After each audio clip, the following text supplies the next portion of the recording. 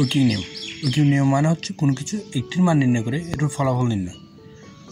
তো ঐকিক নিয়মের ম্যাথ করার সময় আমাদের দুটি কথা মনে রাখতে হবে। যার মান বের করতে হবে তার ডান দিকে বসবে, আর বেশি হলে গুণ আর কম হলে ভাগ। তো আমরা একটা উদাহরণের মাধ্যমে বিষয়টা ক্লিয়ার করছি। ধরুন 5টি ছাতার দাম 1000 টাকা হলে 14টি ছাতার দাম কত? তো আমাদের এখানে কী চেয়েছে? দাম চেয়েছে। তো আমাদের কী ডান দিকে কী বসবে? দাম বসবে। তো 5টি ছাতার দাম 1000 টাকা, তো একটি ছাতার দাম অবশ্যই কী হবে? 5টি ছাতার দাম যদি 1000 টাকা হয় তাহলে একটি ছাতার দাম অবশ্যই কম হবে। তো কম হলে কী হবে? ভাগ হবে। আমরা এটা ভাগ করে দেব।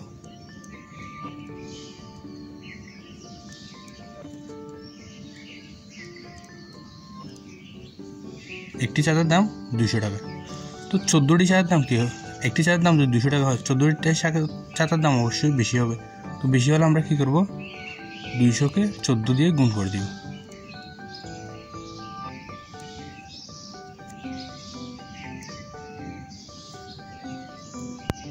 আমাদের ফলাফল আসে 2800 টাকা।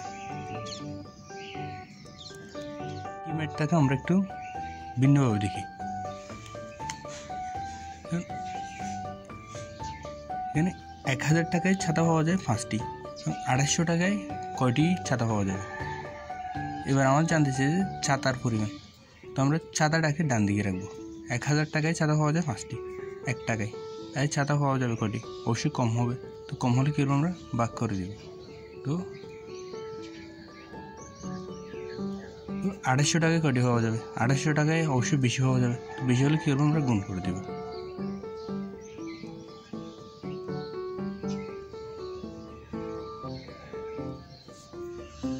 2800 টাকায় ছাতা পাওয়া যাবে তো 14টি।